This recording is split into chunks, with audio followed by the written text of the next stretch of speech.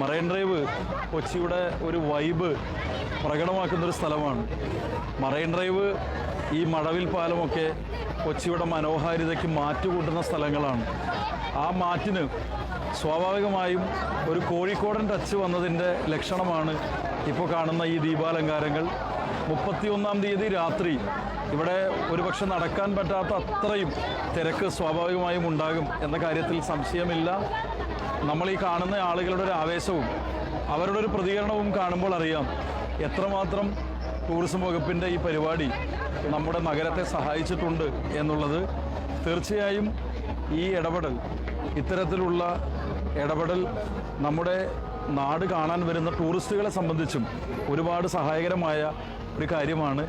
പിന്നെ ഞങ്ങൾക്കെല്ലാവർക്കും വ്യക്തിപരമായി കൂടി ഒരു വലിയ സന്തോഷമുള്ളൊരു കാര്യമാണ്. ഞങ്ങളെല്ലാവരും പഴയ കാലത്തെ യുവജന സംഘടനാ പ്രവർത്തകർ കൂടിയാണ്. അപ്പോൾ സ്വാഭാവികമായും ഞങ്ങളുടെ അഭിമാനമായ ഒരു മന്ത്രി കൊച്ചി നഗരത്തിന് വേണ്ടി ഇങ്ങനെ ഒരു കാര്യം ചെയ്തു എന്ന് പറയുന്നത് ഞാൻ വളരെ നന്ദിപൂർവ്വം സ്മരിക്കുന്നു. മാത്രമല്ല, അദ്ദേഹം ഏറ്റവും പ്രധാനമായി പറഞ്ഞൊരു കാര്യമായിരുന്നു വെണ്ടുരുത്തി പാലത്തിൽ ഒരു ഫുഡ് സ്ട്രീറ്റ്. വെണ്ടുരുത്തി പാലം എന്ന് പറയുന്നത് കൊച്ചി നഗരത്തിൻ്റെ വെല്ലിംഗ്ടൺ ഐലൻഡിനെ കണക്ട് ചെയ്യുന്ന ഏറ്റവും പ്രധാനപ്പെട്ടൊരു പാലമാണ്. കൊച്ചി നഗരം വളർന്നു വന്നത് സർ റോബർട്ട് ബ്രിസ്റ്റോ ഒരു തുറമുഖം സൃഷ്ടിച്ചപ്പോഴാണ്. ലോകത്തെ തന്നെ അത്ഭുതങ്ങളിൽ ഒന്നായിരുന്നു അന്ന് ഈ റോബർട്ട് ബ്രിസ്റ്റോ ഒരു ആർട്ടിഫിഷ്യലായ ഒരു ഐലൻഡ് ഉണ്ടാക്കി എന്ന് പറയുന്നത്. ആ ഐലൻഡിനെ എറണാകുളത്തെ മെയിൻലാൻഡുമായി ആദ്യഘട്ടത്തിൽ കണക്ട് ചെയ്തിരുന്ന ഒരു പ്രധാനപ്പെട്ട സ്ഥലം തന്നെയാണ് വെണ്ടുരുത്തി പാലം. ആ വെണ്ടുരുത്തി പാലത്തിൻ്റെ പഴയ പാലത്തെ, അത് എല്ലാവരും ഡിസ്കാർഡ് ചെയ്ത് കളഞ്ഞ ഒന്നാണ് പഴയ വെണ്ടുരുത്തി പാലം. ആ വെണ്ടുരുത്തി പാലത്തെയാണ് ഞങ്ങളുടെ എല്ലാവരുടെയും അഭ്യർത്ഥന മാനിച്ചുകൊണ്ട് ഒരു ഫുഡ് സ്ട്രീറ്റായി ബഹുമാന്യനായ മന്ത്രി മാറ്റി തീർത്തത്. എനിക്ക് ഉറപ്പുണ്ട് പല സ്ഥലങ്ങളിലുമുള്ള ഫുഡ് സ്ട്രീറ്റുകളേക്കാൾ അപ്പുറം ഹെറിറ്റേജിൻ്റെ ഒരു സ്പർശം കൂടിയുള്ള ഈ ഫുഡ് സ്ട്രീറ്റ് ഏറ്റവും മനോഹരമായി സഞ്ചാരികളെ ആകർഷിക്കുന്ന ഒരു സ്ഥലമായി മാറും എന്ന കാര്യത്തിൽ സംശയമില്ല. മിനിസ്റ്റർക്ക് അക്കാര്യത്തിലും ഒരുപാട് നന്ദിയുണ്ട്. അക്കാര്യം ഞങ്ങൾ അറിയിക്കുകയാണ്. ഇനിയും ഞങ്ങൾക്കറിയാം ടൂറിസം വകുപ്പ് മന്ത്രിയുടെ ഇടപെടൽ ഇവിടെ ഉണ്ടാകും. ഇവിടെ നിന്ന് കുറച്ചങ്ങോട്ടും മാറിക്കഴിഞ്ഞാലാണ് ഞങ്ങൾ ആദ്യമായി കണ്ട ഫ്ലോട്ടിംഗ് ബ്രിഡ്ജ്.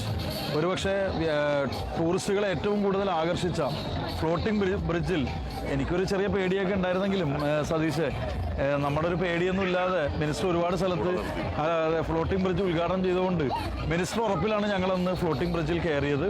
ആ ഫ്ലോട്ടിംഗ് ബ്രിഡ്ജും ഗവൺമെൻറ്റിൻ്റെ ഒരുപാട് പണം ചെലവഴിക്കാതെ തന്നെ ഇത്തരത്തിലുള്ള ടൂറിസം ഇനീഷ്യേറ്റീവ്സിന് മുൻകൈ എടുക്കാൻ കഴിയുന്നത് ഞങ്ങൾക്ക് തോന്നുന്നത് അദ്ദേഹം ഒരു ചെറുപ്പക്കാരനായ മിനിസ്റ്ററാണ് എന്നുള്ളത് കൊണ്ടാണ്.